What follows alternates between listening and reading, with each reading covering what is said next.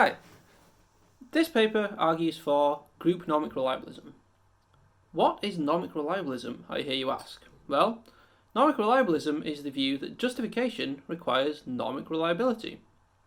What is normic reliability, I hear you ask? Well, a belief is normically reliable if and only if it is true in all the most normal worlds of which it is formed the same way. So normic reliabilism says that normic reliability is a necessary condition for justification. Group normic reliabilism says that normic reliability is a necessary condition for group justification. Here are a couple of clarificatory points before I go on. Firstly, I'm thinking of belief-forming processes here as encompassing aspects of the causal explanation of an agent or group's belief that are attributable to the agent, and this includes both the kind of processes or kind of direct causes of the belief, and also kind of more complex aspects of the causal or perhaps non-causal explanation of the belief. This might include aspects of the broader causal structure, such as blockers and things like this. We can get into my reasons for that in Q&A if you're interested. Secondly, the notion of normality issue is explanatory and not statistical. Deviations from normality cry out for explanation. Normal situations do not. Situations which are equally normal are explanatorily on a par. So in essence, normic reliabilism says that a belief is justified if and only if, given how the belief is formed in the way specified a second ago, the belief's truth would require less explanation than its falsity. That's the basic idea. Or, it would cry out for explanation if the belief was false, given how it's formed. That's the kind of general thought. Okay, so for those of you who know the literature on epistemic justification, or at least the recent literature, it'll be clear that this is very close to Martin Smith's view of justification and evidential support, what he calls the normic support view. And it has basically most of the advantages of Smith's view. So it seems to support closure, it explains lack of justification in lottery cases, arguably it helps with statistical evidence in law, and also it fits with the following kind of, to me, quite appealing picture of justification in general. And that's the view that an agent is justified roughly when they've done their part towards getting knowledge. So there are a few ways we can get from this kind of rough view of justification to a normic reliability condition. I'm going to briefly sketch 3 ways. Firstly, if you've done your part towards getting knowledge, then surely what you have done would normally be enough for knowledge. Thus, when circumstances are normal, your belief will be true, since knowledge requires truth. So, if you've done your part towards getting knowledge, then in normal worlds, your belief will be true. Secondly, knowledge is inconsistent with luck. Now, one way in which our beliefs can be lucky is that they violate safety conditions, but it's not clear this is the only way that our beliefs can be epistemically lucky. I think there's perhaps an intuitive sense in which you're lucky as well if, for example, you form your belief in such a way that had things been normal, you would, or at least may, have formed a false belief. Now, this is something you might actually try and incorporate into a safety condition, but it needn't be incorporated. It might be something that you treat as a kind of separate epistemic anti-luck condition. Here's the third argument, and this is more specific to my own view as advocated in a paper I wrote with a colleague, Eli Pichowski. And the rough view is as follows. For a belief to constitute knowledge is for it to be explained in a non-deviant and non-lucky way by the fact that makes it true, and for these features themselves to be held in a characteristic way. So, for example, if a belief is safe in a non-characteristic way, then it's not going to constitute knowledge. Now, suppose that a belief is true and safe, but does not satisfy the normic reliability condition. Then, in normal circumstances, it would not be safe. Thus, it is only because of a deviation from normality that it's safe, so it is safe in a deviant way and does not constitute knowledge. Now, obviously, these arguments apply primarily to knowledge and not justification, but since we're thinking about justification here as something like potential knowledge, where failure to satisfy one of these conditions is due to an agent attributable feature, some feature of the agent, then we're going to say that in those cases the agent is unjustified. They've not done their part towards getting knowledge. So this is where the kind of normic reliability condition comes from. I think these arguments apply equally to individual and group justification. As long as we hold very generally that there are some parallels between individual and group justification, such as and knowledge, such as that knowledge in both cases has similar anti-luck conditions, and that justification in both cases is something like potential knowledge. And in the paper, I go into reasons for thinking that there's at least some level of continuity between individual and collective justification and knowledge. We don't really have time for that now, but I'm happy to go into it in Q&A. Okay, so in the rest of the talk, I'm going to basically explain how group Normic reliabilism solves two, what I think are pretty recalcitrant problems in the theory of group justification. And both these problems are due to Jennifer Lackey in her field review paper. So the first problem is a problem primarily for reliabilist views, but I think that group Normic reliabilism is obviously going to be appealing to those with reliabilist sympathies, people such as myself. The following problem is a problem for most kind of reliabilist-inspired views of collective justification. So basically, any view that places reliability at centre stage in our theory of justification is going to have to deal with the fact that group reliability and individual reliability can seemingly come apart. The kind of paradigm in which this happens is as follows. So by the condensate jury theorem, if we have a large enough group with independent members, the group can reach a very high degree of reliability via majority voting, as long as the members are above 0.5 reliable with respect to the proposition they're voting on. So, say we have a group whose members are 0.50000000001 reliable on P, or something like this. Then if the group is large enough, they will have a very, very high probability of forming true beliefs with respect to P, despite the fact that the individual members are basically no more reliable than like a coin flip. So this is kind of unjustified. I won't want to say that such group beliefs are justified. Lackey points out some other problems here. So a group can become justified simply by adding more members. This is a part of a wider issue that we'll return to in a second.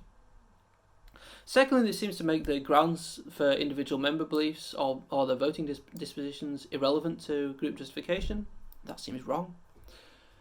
And thirdly, we can think of kind of like small, diligent, well-functioning research groups who are kind of like properly looking at all their evidence and employing responsible research methods and all these kinds of things. Turns out they're going to usually be less reliable and thus seemingly less justified than these massive groups of like coin flip belief formers. So this seems to be problematic. Some people do bite the bullet here and say that such large groups are justified. I don't like biting the bullet here. I think that we shouldn't say that such groups are justified. I have my reasons for this, and I do go into them in the paper. We don't really have time now, but I'm happy to go into it in Q&A. But I will explain how group Normic reliabilism avoids this problem. So basically, well, there's two things to note. Firstly, on group Normic reliabilism, the basis for the individual beliefs or the basis for their voting dispositions are going to be relevant to the calculation of the reliability of the belief, because they're going to be part of what explains the group's belief, and this is what what we're indexing to when assessing the belief at normal worlds. So these are going to be part of the reliability calculation. But secondly, recall that the Normic reliabilism basically says that when a group belief is justified or an individual belief is justified, given how it's formed, it's going to cry out for explanation for the belief to be false. I think that this is true of the kind of smaller, collaborative, diligent research group who like carefully looks through all their evidence and appraises it rationally and all these kinds of things. I don't think that this is going to be true of the large group that's only reliable in virtue of its size. And here's why. So here's an analogy. Suppose that we have a coin that is biased such that there is a 0.6 probability of it landing heads. If we flip the coin 3 times, there would be a certain probability that the majority of flips would land heads. That would be that 2 or 3 would land heads. Now suppose that we flip the coin 10 times. the probability of it landing heads the majority of times now increases. Furthermore, suppose that we have a very high number of flips. In that case, there will be a very high probability of the coin landing heads the majority of the time. Now suppose that we have many such series of coin flips. It's going to be the case that for the vast majority of these series of coin flips, the majority of flips in each series will come out heads. However, there's definitely, if we have enough of these different series of coin flips, it's pretty inevitable there's going to be, one or two series where the majority of coin flips come out tails. And when it does so, it's not going to cry out for explanation. I think this basically generalizes to condensate cases. So we can think of the votes of the members of the group as basically akin to slightly biased coin flips that happen concurrently. We should expect them to get it right the majority of time. However, it does not cry out for explanation when they do actually get it wrong.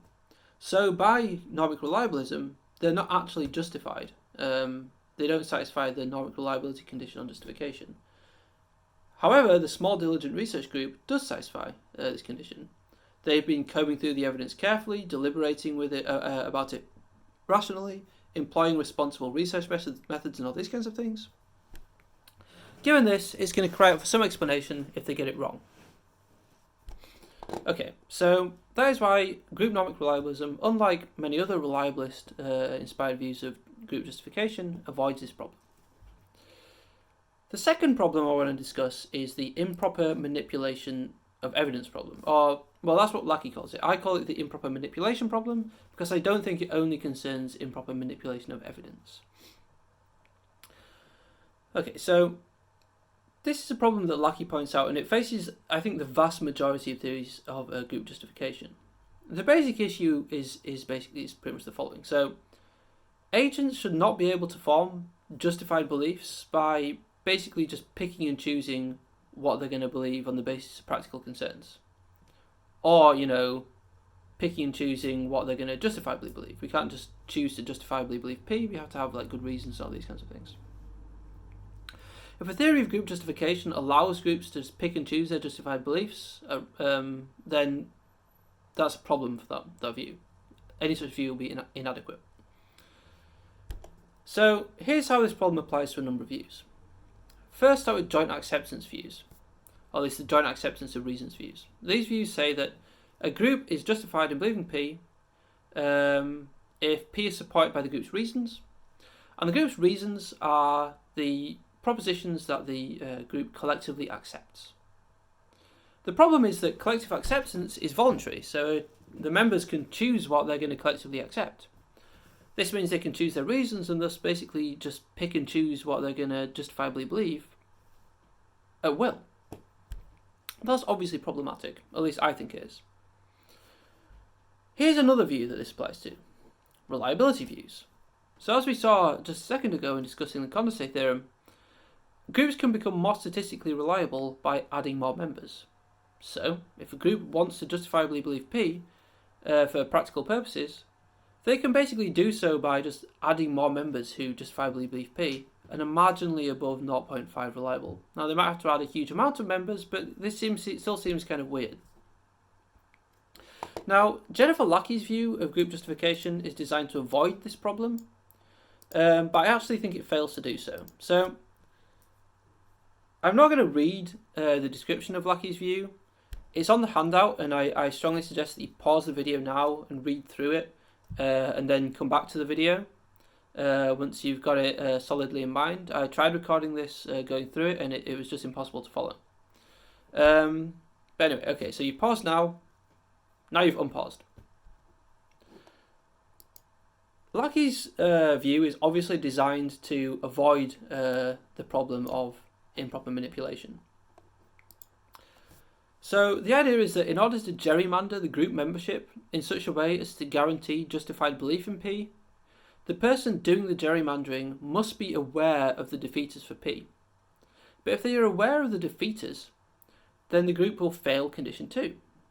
Thus, the group will not be justified in believing P. Okay, so this is designed to solve the problem, but I think it actually still faces a version of the improper manipulation problem.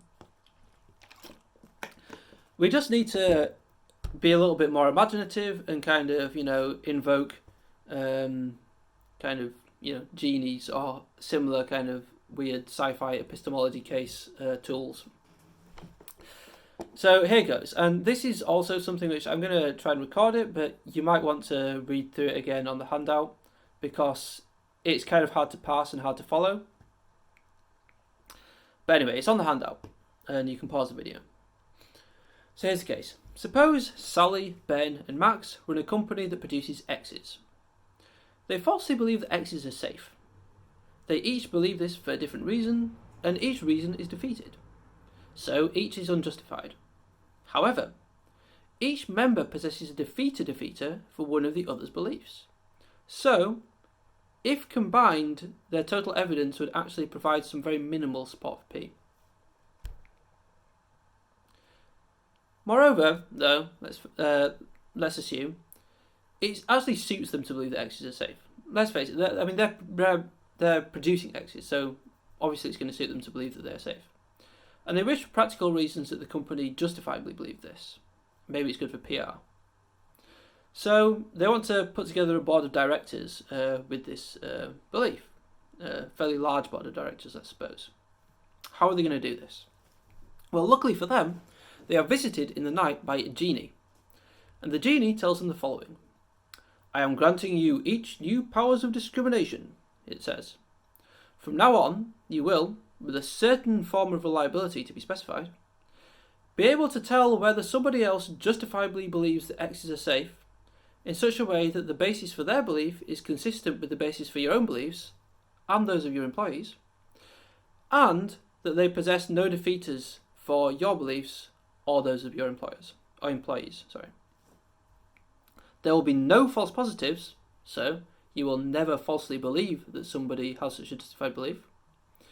But there will be a random rate of failure to detect agents that satisfy this condition. You will not be made aware of this rate of failure. Okay, so using their new powers of discrimination, they start interviewing candidates. They only hire people who justifiably believe that X's are safe. And they do so simply because it will be beneficial for the company, for PR reasons, to justifiably believe that X's are safe, regardless of whether or not they actually are safe. They don't really care about this. They face many candidates who don't appear to justifiably believe that X's are safe, or for whom, their new epistemic faculty doesn't kind of set off alarm bells that say this person justifiably believes that X's are safe. But they have no idea whether this is due to the low reliability of their new faculty, or rather whether it is due to the low number of people who actually justifiably believe that X's are safe. Okay, so now consider the resultant group. The vast majority of the members are such that they justifiably believe that X's are safe. They all have a consistent basis. Moreover, full disclosure and discourse on the evidence would not throw up any new defeaters. So, Lackey should say that this group belief is justified. But this just seems to be another case where where the makeup of the group is purposefully manipulated from within to render it such that the group satisfies the conditions for justifiably believing P. So we should not say that the group belief is justified. This is a problem, I think, for the vast majority of views, but I think it's avoided by Normic reliabilism.